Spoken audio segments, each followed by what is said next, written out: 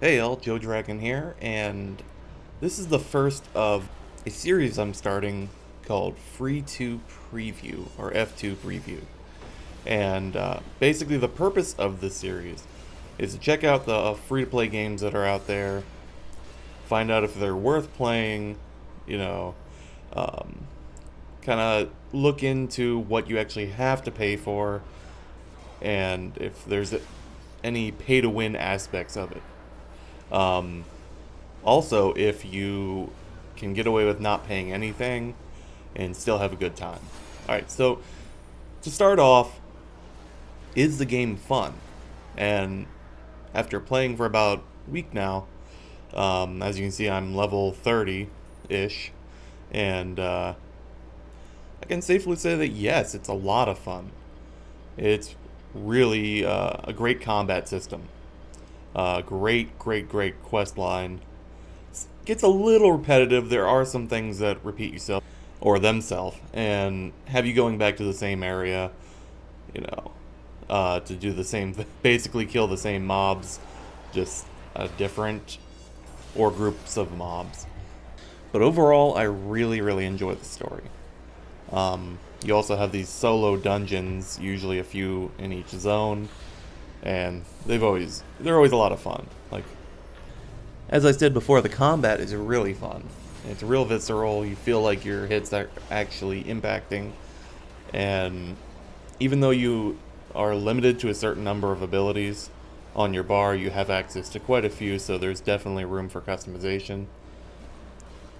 I've only played the Great Weapon Fighter, which many say is the weakest class as far as DPS goes, but I'm having a lot of fun with it. And I hear that it does improve the higher level you get, but there's still room for improvement. Right now, Trickster Rogue is probably the best DPS. Right now, there are only 5 classes. The Great Weapon Fighter that I'm playing here, the Guardian Fighter, which is basically the tank, and I think it's the only tank in the game, the Trickster Rogue, the Control Mage, and the Devoted Cleric. Now, they are, of course, planning to add more classes. This is still beta, so there's plenty of room for improvement, and they plan to keep adding classes.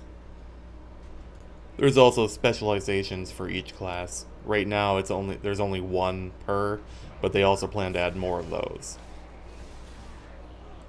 Another really awesome feature, which I think is somewhat unique, Star Trek Online, which is also a Perfect World Cryptic game, also has this, but it's the Foundry, and it's the ability to author your own quests, your own dungeons, and you can also play through others, of course, and there are tons currently, and there's a lot of really good ones.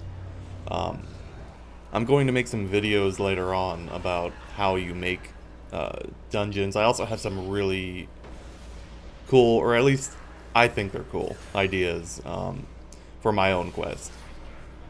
I'm also considering maybe showcasing some of the featured quests, and I've already played through a few of them, and there's definitely some that I find to be my favorite so far.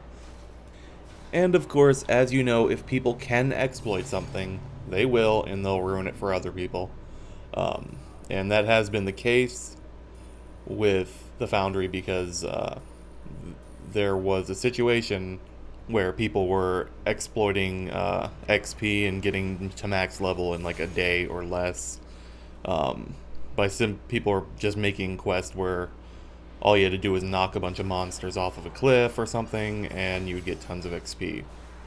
So yeah, of course, they had to go and ruin it. And as a result, the experience has been nerfed in the Foundry. But that's okay, because that's not the point of the Foundry. The point of the Foundry is to tell a story that you want to tell, or go on an adventure that someone else has come up with, which is very Dungeons and Dragons. I mean, that's the whole point of Dungeons and Dragons. A lot of people like to be the dungeon master, come up with their own little stories, and this is exactly what Dungeons and Dragons is all about.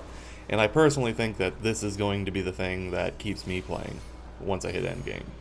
I'm not all that interested in the endgame. There are like elite versions increasing difficulty of the dungeons you run throughout the game. I'm definitely going to try them out, but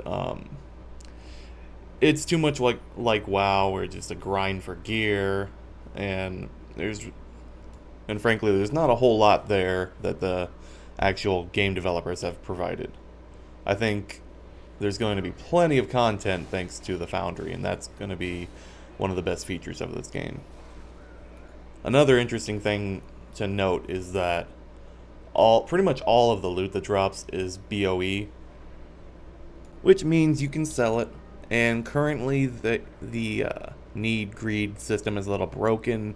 People can roll on things, need on things that they can't use. And so far in my experience, it hasn't really happened, but at the lower levels at least. Most people will only need on something if their class can use it. And so the community's not too bad in that respect. I don't know how it is at endgame, but, you know, the devs have already said they're planning a fix for that. Because, frankly, that should have never happened. You should not be able to roll need on something you can't use, because it clearly states what class it's for. So, beta being beta, even though it's technically just being called beta because it's not quite complete and they needed to start making money on it. But the beta shield, you know, prevents people from complaining too much about it. Well, not really. So while the game is definitely taking up a lot of my playtime, once I complete, you know, my journey to level 60 and complete all the in-game story, will I play this a lot? It's hard to say. At that point, I may just log in to play the Foundry missions or to make Foundry missions of my own. But as far as endgame content, it's still kind of lacking. However, one great thing is that the developers definitely put a lot of love into this game, you can tell. I mean, there has been a lot of thought put into the quests, and they're well written for the most part.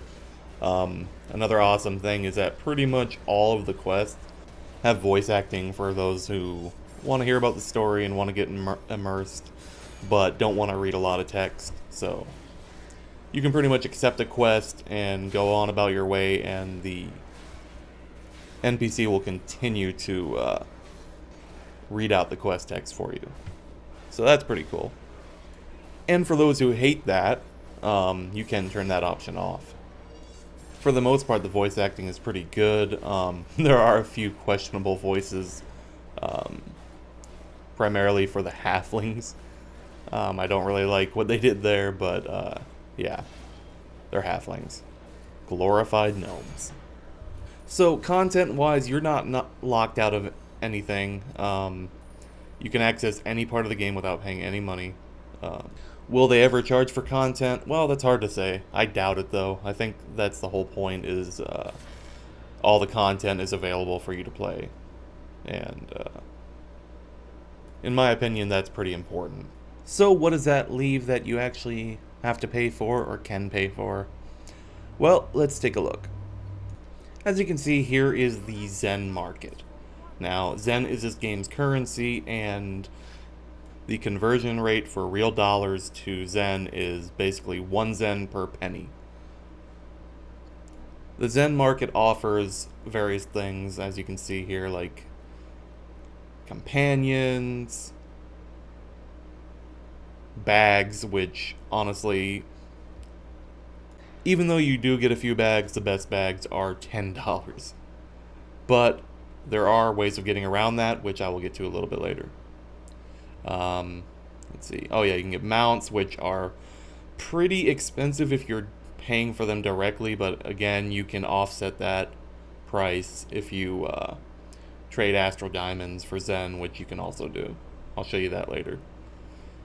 So, as you can see here, there's all kinds of stuff. Profession booster packs, chance of giving you epic and rare profession items that you need for crafting and various activities.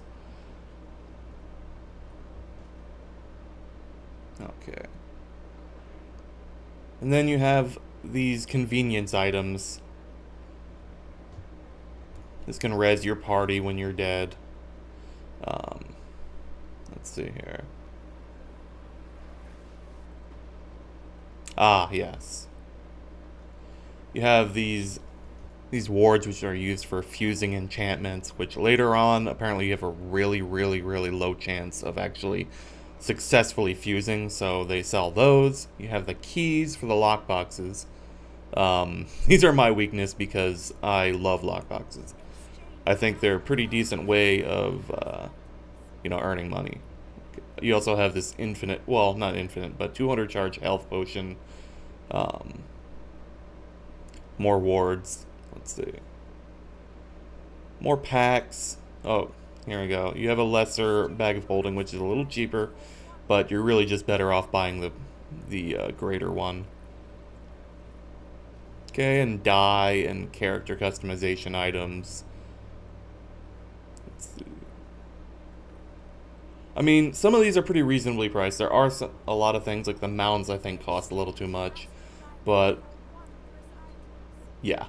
Okay, so if you want to get married in this game, just like in real life, it's going to cost you for your wedding dress. So, yeah, 30 bucks for that. Little high, but they know people like to RP, so they're taking advantage of that. Okay.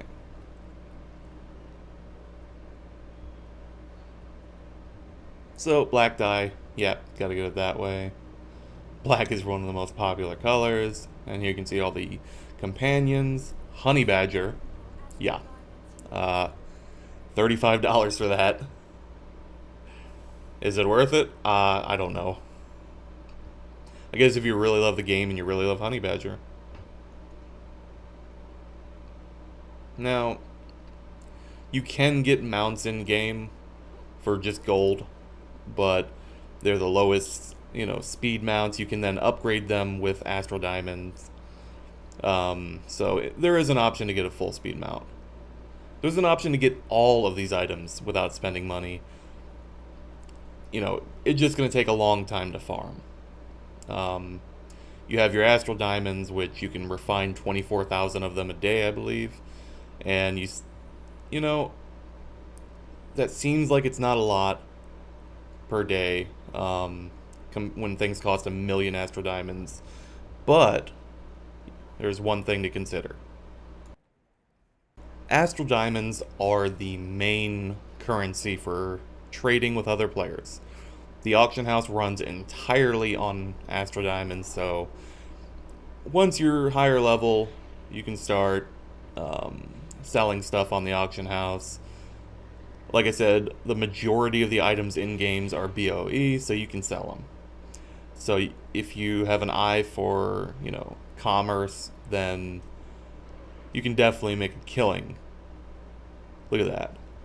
Some things are as low as 1,000 for epics, and they go up pretty high. So there's definitely ways of making a lot more than 24,000 Astral Diamonds per day. Let's see here. Obviously, there's going to be a ton of competition because there aren't that many servers, and pretty much I'm on the most populated one, Dragon, which means there's going to be a lot of competition. So you also can sell these, which you loot. These are the enchants and companion booster enchant things. So there's plenty that you can sell. You can make a ton of money, like I said before, a ton of Astral Diamonds. Now, another use for Astral Diamonds, which is pretty cool, and this is what I mean when you can offset the prices, you can actually trade the Astral Diamonds for Zen. These are other players that you're trading with. They put it up for a price that they choose. Obviously, they're going to choose the lowest to sell the fastest. And you can definitely earn the Zen you need, but it'll just take a while. Now, there is a form of crafting in the game, which is very similar to the duty officer missions from Star Trek Online, if you happen to play that. But basically, you have this system right here, where at max higher levels, you can actually make rares and even epics. So that's another thing you can do to make Astral Diamonds and convert those to Zen. So as you can see, there are definitely plenty of ways to avoid paying money. And if you're patient and have a savvy eye for the auction house, you can earn a ton of Astral Diamonds and get everything you want anyways. As I mentioned before, the majority of the items in this game are bind on equip, so even the mounts and things, most of them in the Zen store, all of the items in the lockboxes, the keys for the lockboxes, everything is able to be bought on the auction house. So you can just directly buy those for Astral Diamonds. But I would definitely check to see what the going rate is for the conversion from Astral Diamonds to Zen, because you could end up saving yourself a little bit of Astral Diamonds if you just convert to Zen and go ahead and buy the item that way. If you buy on the auction house, it could end up costing you more in the long run for the items if they're jacked up in price, but the prices are constantly going down. As more and more people are playing, more and more people are buying things. Supply and demand, you know. So eventually the prices will go down.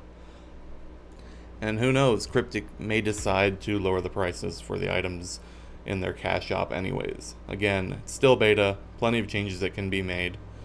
But overall, I've really enjoyed this game. I think it's definitely worth a try. It's free, and I think you'll get a lot of enjoyment out of it, even if you only play it until level 60 and play through the content. So, anyways, that is it for this video. I hope you enjoyed it. If you have any suggestions for what you basically want to know from a new free-to-play game, like if I haven't covered something, if you just want to know like an aspect to the game I haven't talked about before you play it, let me know in the comments below. And until next time, see ya.